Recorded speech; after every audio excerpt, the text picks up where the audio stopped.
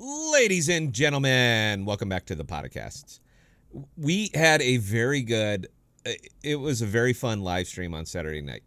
But for some reason, our viewers hit us with very, very hard questions. But you know what? They always hit us with the hard questions. There are lots and lots of AMP videos now, and more coming out every day. But there's a generality to them. And the fact that we get pinned to the wall with tech questions suggests to me that information is going out, but it's not the right information. We want to give you the right information, whether pragmatic or idealistic. Today is both. One of the real hidden values to AMP, and this one, it doesn't get mentioned much, is that it is ideally placed like no other to decouple its value from Bitcoin. Currently, as goes Bitcoin, so goes the market. AMP is going to break that cycle, and we are talking about that today. Please stand by.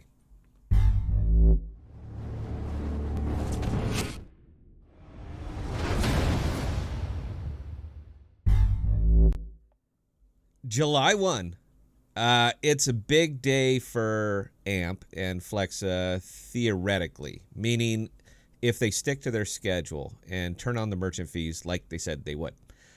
On or about July 1, I'm just going to leave it right there, on or about July 1, merchant fees are going to be turned on. 0.5% of all transactions are going to be charged back to the merchant as a processing fee, and Flexa is going to take that fee and use it to purchase AMP liquidity on the open market.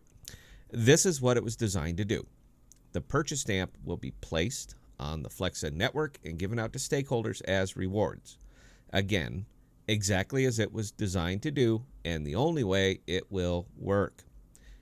You, as a stakeholder, do not give up ownership rights to your AMP, and any revenue generated as the result of Flexa using your tokens, your property, is that you don't give up the rewards generated either.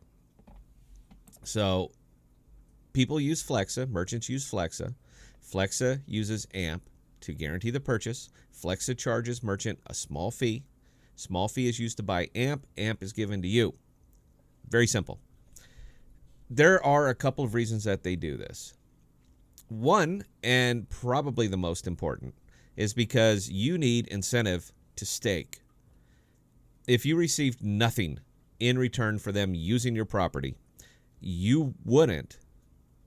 You know what? You shouldn't let them use it. At that point, with no rewards, you are taking all of the risk on yourself for no reason whatsoever. Now, if you're purely altruistic, I mean, good for you. That's great. But I'm not. I'm in this to make a profit. And AMP is one of those very odd products that acts as a token, meaning it gains value through usage. But it's also kind of a coin, meaning that it is purely a store of wealth in its usage. If you want to see that in action, go to the Flexa Network staking site, and you will see both an amount of AMP staked and the intrinsic value of said AMP. It's both. And it has to be both due to the nature of its usage. It is a crypto that exists in both spaces.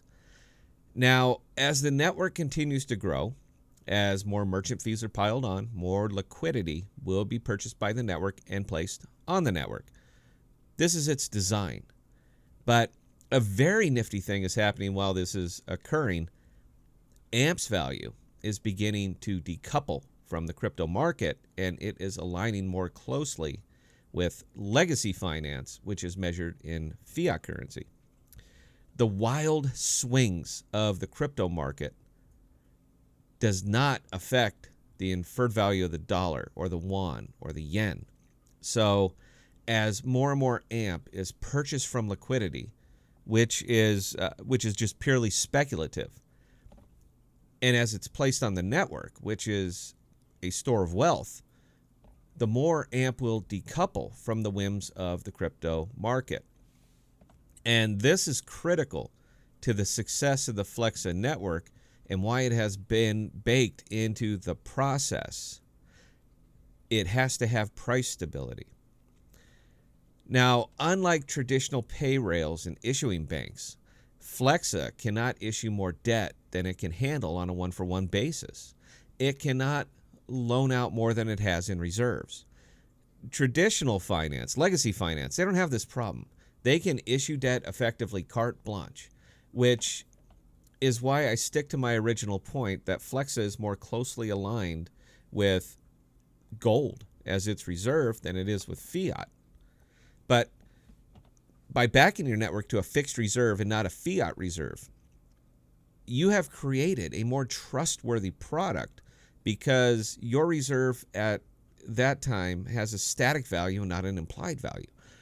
That's why it's borderless, because the value of precious metal is universal all over the planet, meaning how much goods and services can you purchase with a fixed amount of precious metal.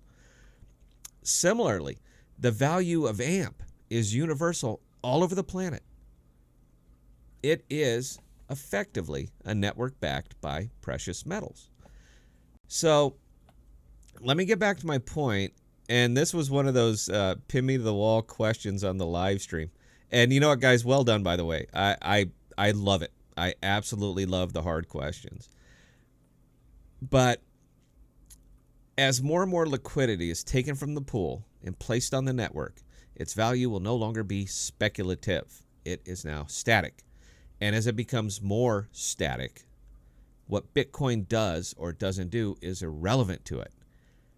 AMP is one of those rare cryptos that exists in both the crypto space, because it is a crypto, and traditional finance, because it is a store of wealth that can exist in both worlds at the same time. It is utilized in both worlds at the same time.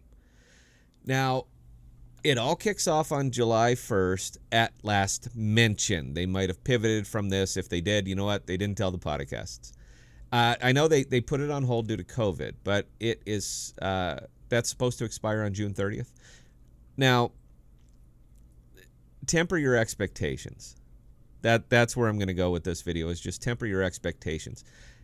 The processing volume on the Flexa network is still very small, and I think that's why Flexa won't even post the numbers.